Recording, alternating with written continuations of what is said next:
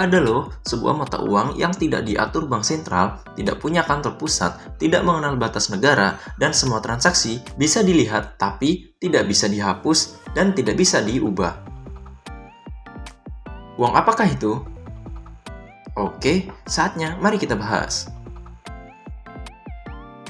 Inilah Bitcoin. Bitcoin lahir pada tahun 2008 di tengah reruntuhan keuangan global. Di saat dunia tak lagi percaya pada sistem perbankan, tiba-tiba muncul dokumen misterius berjudul Bitcoin, a Peer-to-Peer Electronic Cash System. Bitcoin pertama kali muncul dengan tanda tangan dari sosok misterius yang tak pernah menampakkan diri ke publik.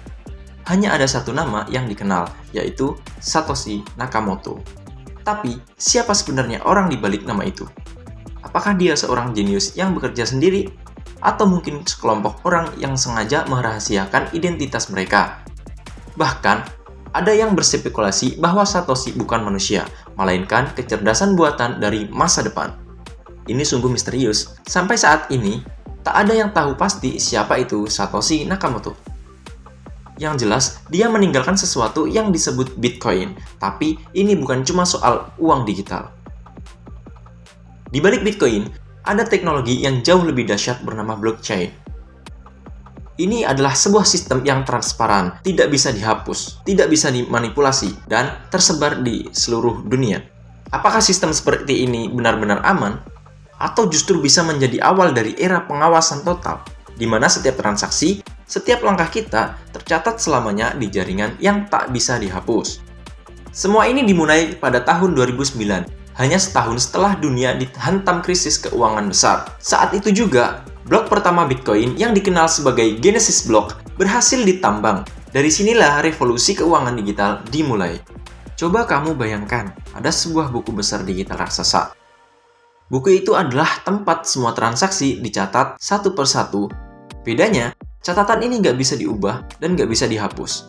Siapapun bisa melihat isinya, tapi nggak ada yang bisa memalsukan data di dalamnya.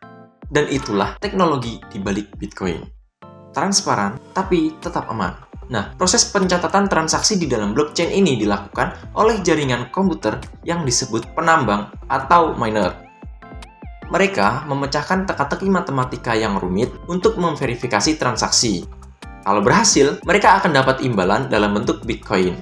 Dan itulah yang disebut proses mining atau penambangan Bitcoin.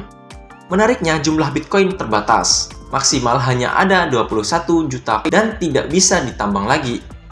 Ini sangat berbeda dengan mata uang biasa yang bisa dicetak sesuka hati oleh bank sentral. Dan itu adalah salah satu penyebab inflasi. Oleh karena itu, jumlahnya yang terbatas dan proses mendapatkannya makin sulit. Banyak orang menyebut Bitcoin sebagai emas digital.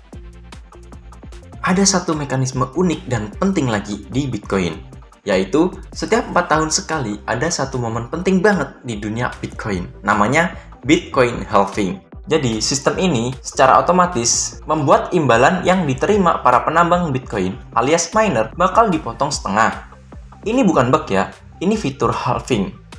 Halving ini sengaja dirancang buat meniru kelangkaan emas di dunia nyata. Jadi logikanya gini, makin susah didapat, makin tinggi juga nilainya. Nah, Bitcoin pun dibuat kayak gitu, biar nggak semua Bitcoin langsung habis ditambang dalam waktu singkat. Sistem ini bikin semakin lama dan semakin sulit didapatkannya.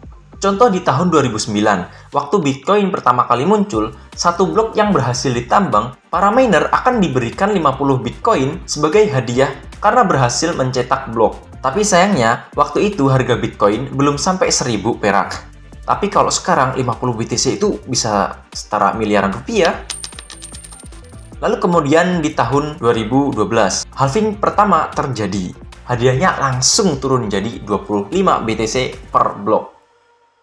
Selanjutnya di tahun 2016, turun lagi jadi 12,5 BTC. Berlanjut sampai 2020 jadi 6,25 BTC dan terakhir pada April 2024 imbalan resmi jadi 3,125 BTC per blok. Walaupun jumlah BTC yang didapat para miner makin kecil, harga Bitcoin-nya sendiri cenderung naik. Jadi, meskipun cuma dapat 3,125 BTC, nilainya tetap gede banget karena harga 1 BTC pun sekarang udah mencapai 107.000 US dollar atau sekitar 1,8 miliar rupiah. Inilah kenapa banyak orang yang tetap semangat jadi miner atau penambang dan banyak investor makin tertarik. Karena Bitcoin makin langka, makin dicari, makin tinggi juga nilainya. Sama kayak barang antik atau lukisan langka, semakin susah didapat, juga semakin mahal harganya.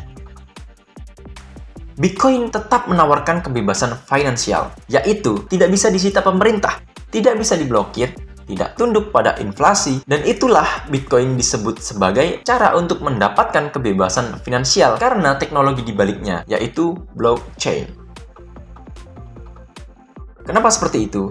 Karena blockchain memberi kontrol penuh atas uang digital langsung ke tangan kita sendiri, bukan ke bank atau pemerintah. Bitcoin disimpan di dompet digital yang hanya bisa dibuka dengan kunci pribadi milik kita sendiri. Jadi, negara atau pihak lain nggak bisa mengambilnya tanpa izin, kecuali kunci itu sampai bocor. Transaksi Bitcoin juga berjalan langsung antara pengguna tanpa perantara, tanpa batas negara, tanpa pengawas. Jadi, hampir nggak mungkin bisa diblokir atau disensor oleh siapapun.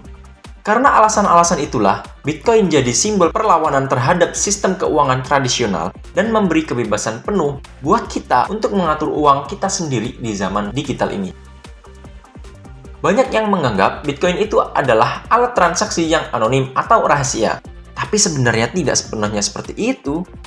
Semua transaksi Bitcoin tercatat selamanya di dalam blockchain yang bisa dilihat siapa saja dan kapan saja. Jadi, siapapun bisa memantau aliran uang dari satu alamat ke alamat lain, lengkap dengan jumlah dan waktu transaksinya. Menarik, bukan?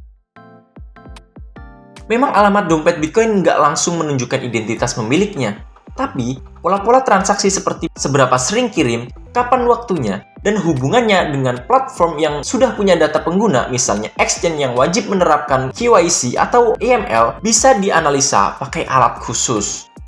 Dengan begitu, kadang orang bisa tahu atau setidaknya menebak siapa pemilik alamat tersebut.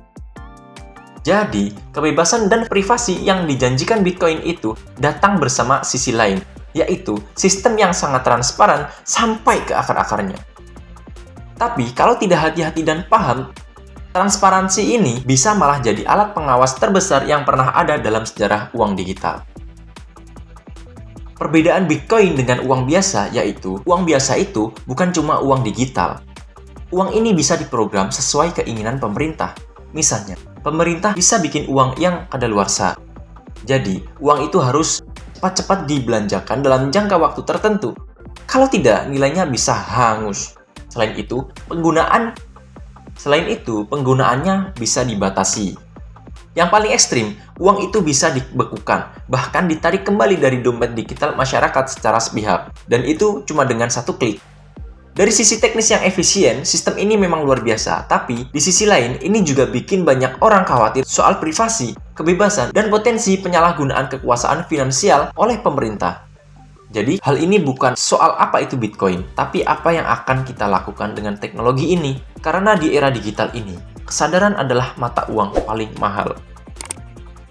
Terima kasih, sampai jumpa di video berikutnya, dan see you next time.